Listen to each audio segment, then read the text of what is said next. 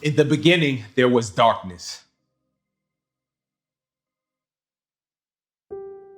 Then came the light, and we were burned. A proud and rich people became property. Emancipation only intensified the heat.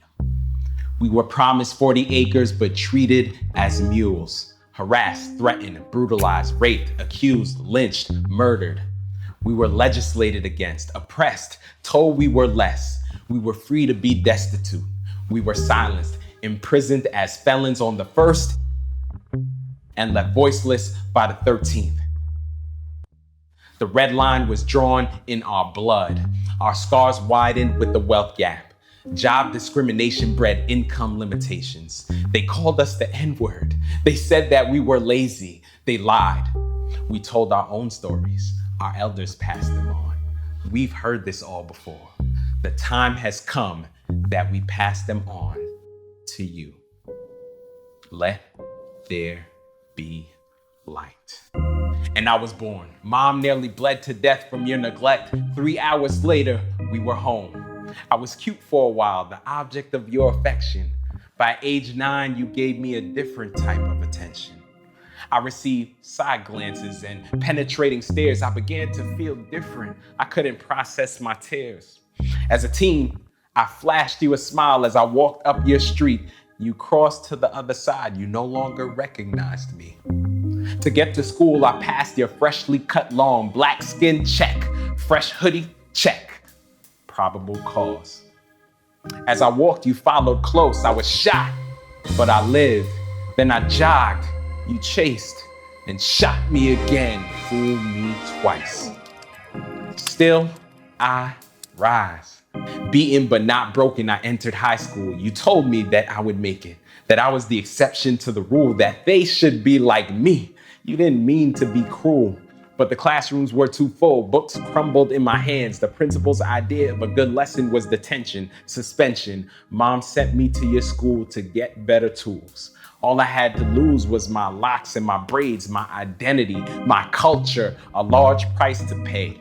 More than the debt to get your college degree. My roommate OD'd. He was incarcerated. Your son did the same. He was rehabilitated. Job interviews were scarce. Callbacks were rare. Maybe it was my resume font, or my name, or my hair. I was finally welcomed to the team when you extended your hand and with a wide smile said you were willing to take a chance. I dreamt American dreams of a home yard and fence with a debt to income ratio of 50%. I quickly realized I would never own nothing because my credit score matched the S&P 500. Here we go again. More interviews with you just to pay rent. After 6 denials, you were lucky number 7. You mentioned your brother-in-law was black. I guess that's why you didn't feel threatened. My coworkers are nice, at least you seem all right. I am all you know of my people, our plight. I've had good times with you, some honest conversations. We support each other as we should in this nation. But things change when race enters the equation. You lift your fork, fold your bib, lift your glass and take a sip. But one engages, one is unafraid, one seeks to learn. This is what you say. I don't have any privilege. I set goals and work hard to get there. How can racism exist when you, Kevin Saunders, are right here? Son, you heard, did you, what?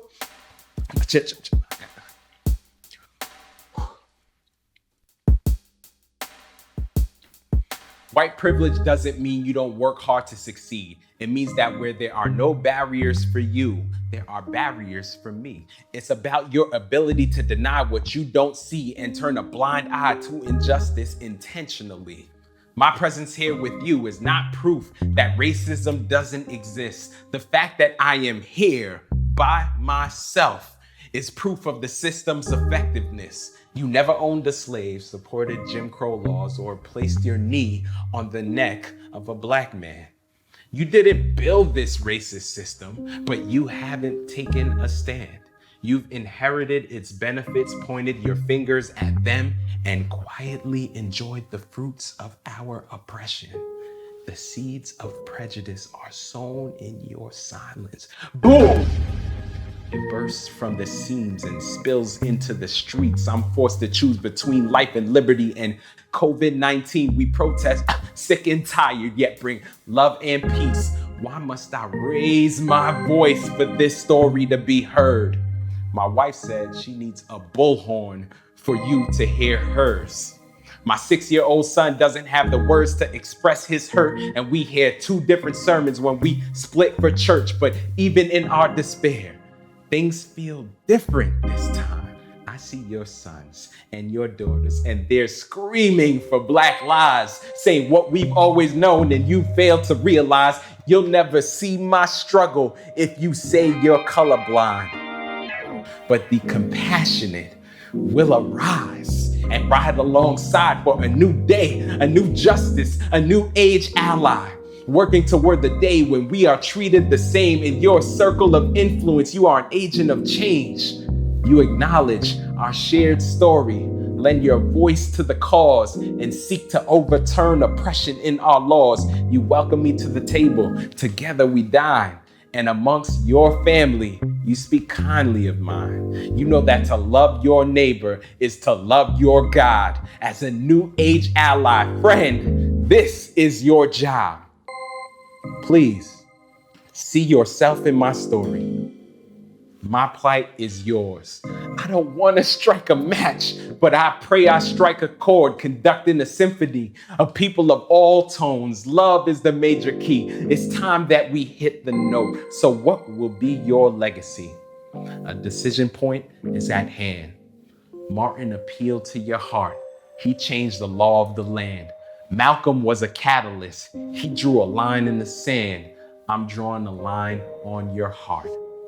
On which side do you stand?